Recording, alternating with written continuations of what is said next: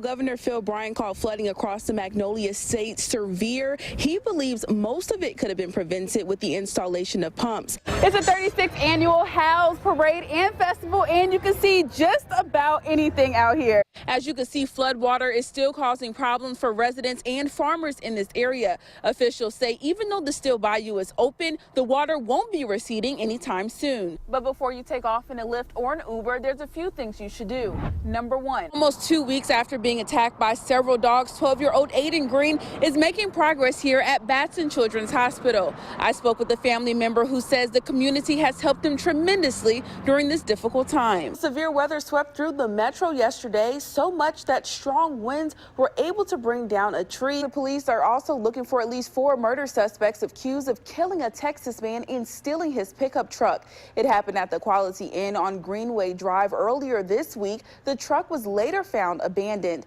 Police say the suspects were riding in a small silver sedan, possibly a Nissan, with a missing front right hubcap. We're joined with Kelly Mott with the Ridgeland Tourism Commission. Now, Kelly, today is the kickoff for the Arts and Wine Festival. So can you just tell us a little bit about what makes this event so special to this area? Don't take your feet for granted. Don't take your feet for granted. As Mary Malone reports, they can tell you more about your health than you may realize.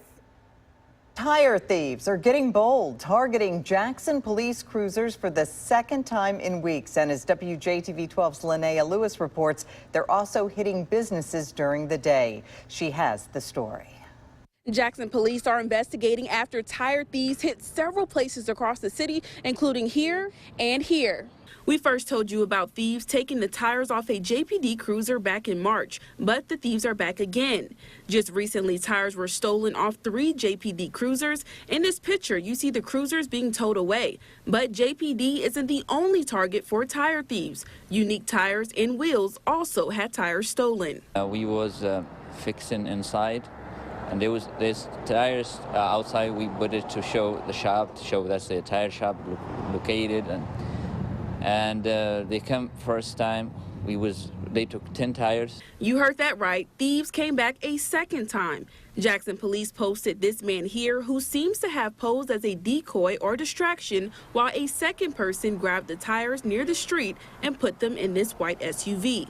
They then went to the back of the business and grabbed these tires as well and put them in a back of a truck. Taha believes they're also connected to the JPD tire thefts. The way they did it, it shows like they did it before, because they get used to it. It's easy to them. With nearly 20 tires gone, Taha says their business is hurting, but they believe JPD will catch this man and the others responsible. Now, it's really hard yeah. They need to stop that and need to make money in the right way. Bonnie Strickland says she looked at the Rankin County News this past week and read something she calls racist. I sat down and spoke with Bonnie and others in the area about how they feel about the column. Rankin County News has served Rankin County for the past 171 years, but not everyone is too happy with a recent publication. Bonnie Strickland, who's lived in the area for 2 years, says she was shocked by a section in the Dear Ann column. Other people can write in their opinions, and I saw that there was some very disturbing opinions written there. What she read was this first piece that reads in part, "Dear broke my heart. It is true that as soon as the first black family moved into our neighborhood, it only took days before houses started having for sale signs pop up." The second piece read, "Dear Kill Jackson, you can call me racist all you want, but the truth is Jackson didn't start to go down until the blacks took over." Strickland explained the newspaper should have never published the content. I think is wrong. I don't think that should be any kind of language or speech like that should be out there. Like I said, I would hate for my children or neighbors or someone to read that and feel like they're not included or that they're not important. I took to the streets of Rankin County to see how others in the community felt about the recent publication. It has opened my eyes, but no, I think that was a very, very racist, one-sided opinion. Everyone should be able to express what they feel with the understanding that people may have opposite opinions and feelings, but that's no reason to get upset about it.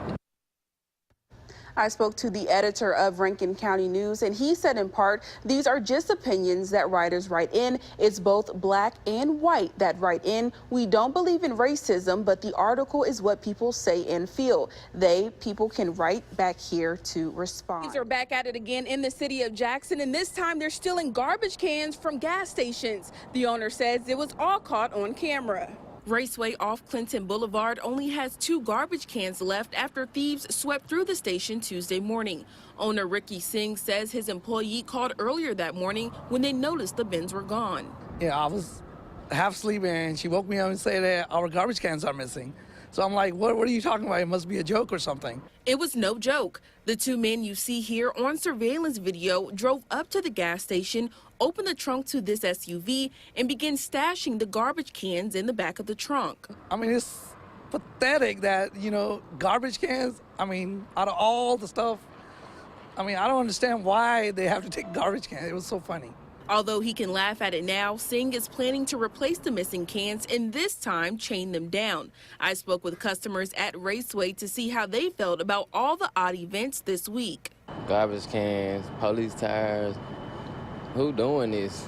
Like they're making the city really look bad. That's really petty for somebody to take garbage, and they need their garbage cans more than anything, Anyone with information about these garbage can thefts should contact the Jackson Police Department. In Jackson, Linnea Lewis, WJTV 12.